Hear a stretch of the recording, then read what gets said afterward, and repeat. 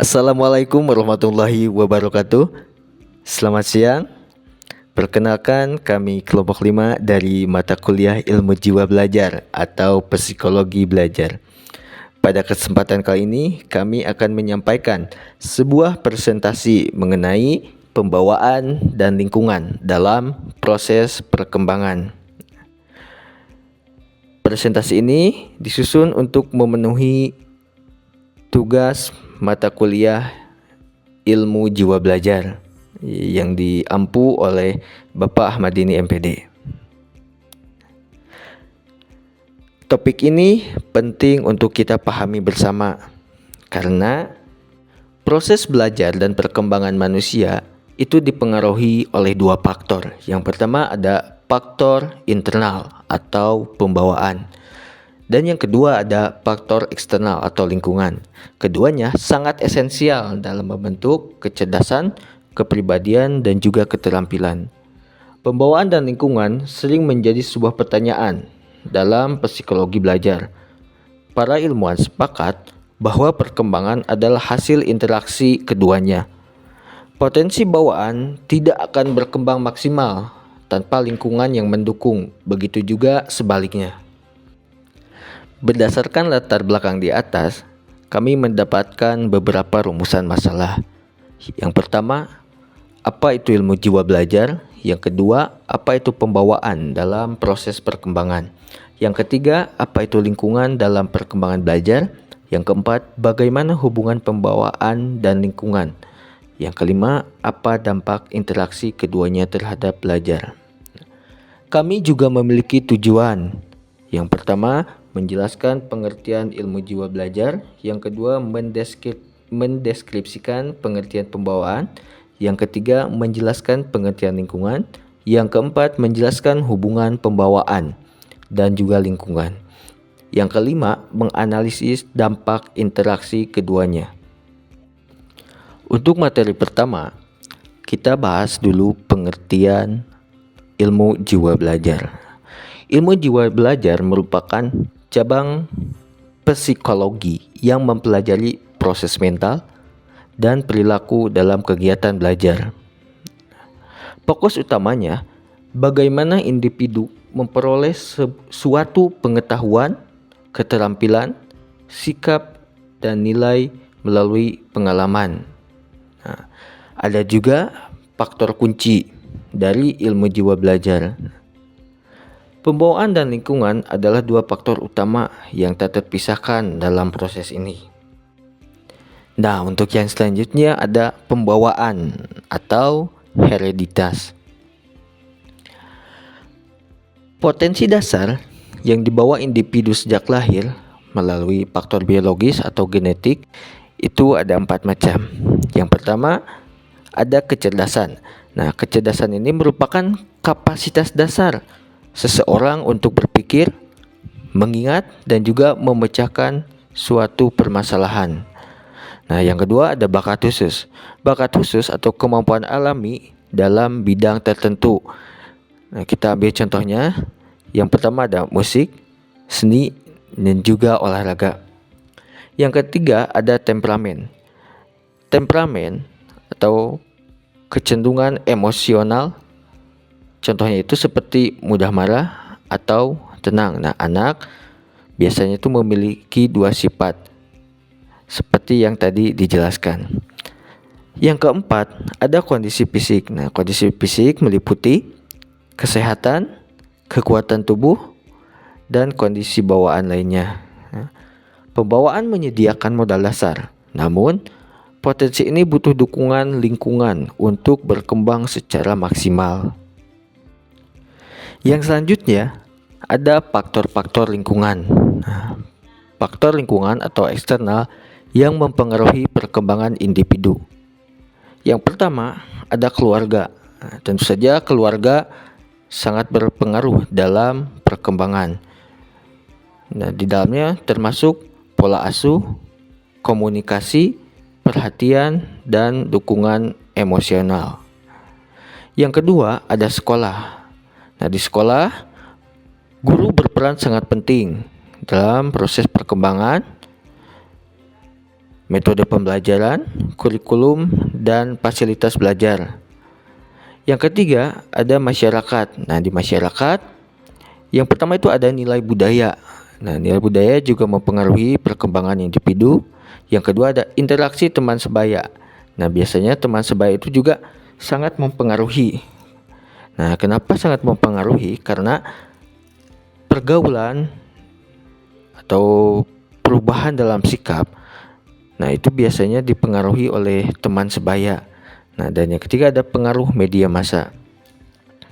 Yang keempat ada sosial ekonomi. Nah, sosial ekonomi juga mempengaruhi dalam hal nutrisi, kesehatan, dan juga akses pendidikan.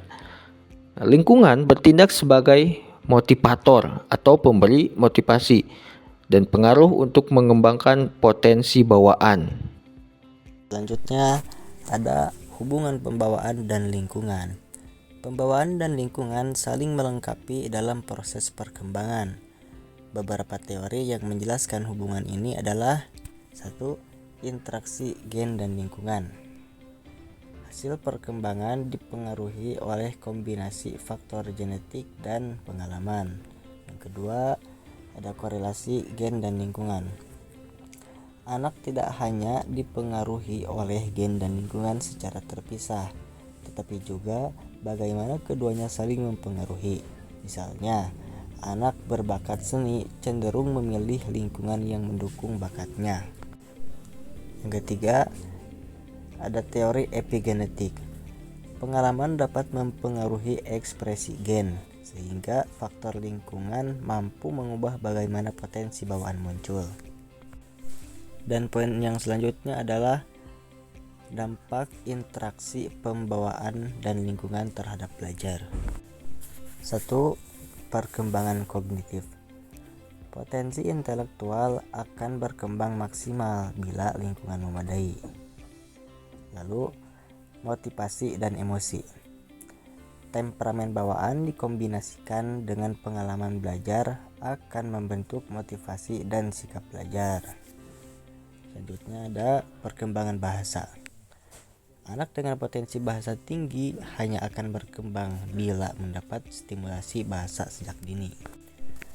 Yang keempat ada keterampilan sosial. Pembawaan sifat ramah akan lebih berkembang jika lingkungan sosial mendukung interaksi positif.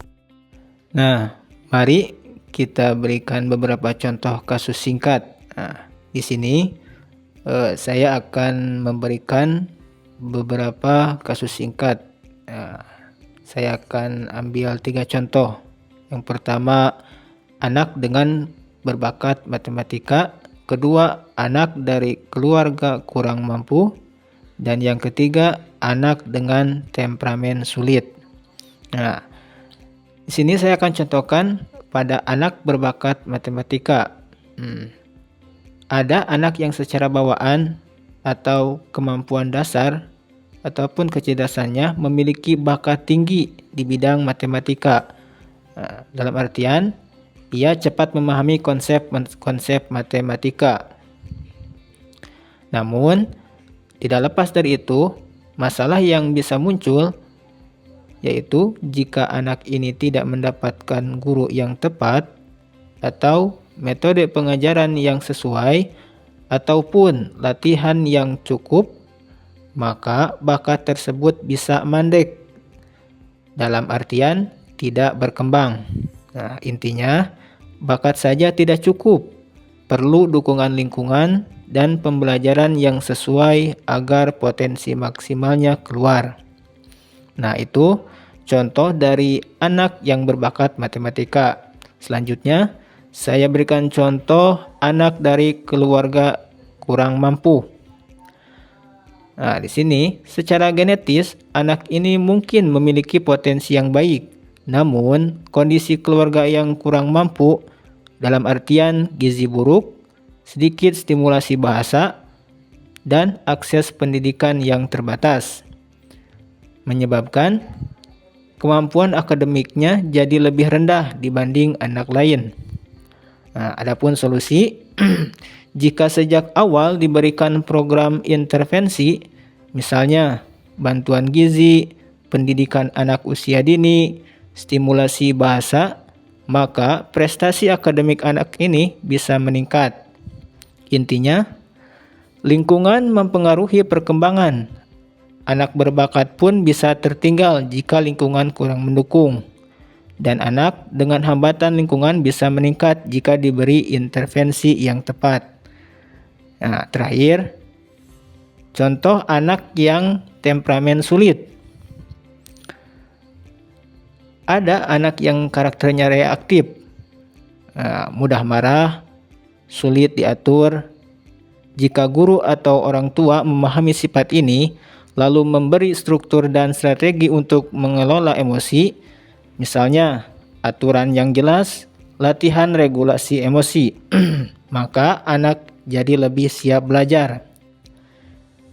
Intinya, seorang guru dan orang tua harus bisa paham dan bisa memberikan strategi untuk mengolah si anak tersebut. Jika tidak, anak sering mendapat label nakal, sehingga malah menghambat perkembangan akademik dan sosialnya. Intinya, sifat bawaan bisa mempengaruhi perilaku belajar. Guru maupun orang tua perlu strategi pengelolaan agar anak tidak terhambat label negatif. Kesimpulan dari ilustrasi tersebut, bakat bawaan bukan jaminan keberhasilan tanpa lingkungan yang mendukung. Kondisi lingkungan yang kurang mendukung bisa diatasi dengan intervensi sejak dini. Lalu temperamen anak perlu dipahami agar strategi pembelajaran efektif. Untuk kesimpulannya, pembawaan dan lingkungan merupakan dua faktor utama yang mempengaruhi perkembangan dan proses belajar. Pembawaan memberikan potensi dasar yang bersifat genetik, sedangkan lingkungan yang berfungsi mengarahkan, mengembangkan, bahkan membatasi potensi tersebut. Hasil pengembangan adalah produk interaksi keduanya, bukan hasil salah satu faktor saja.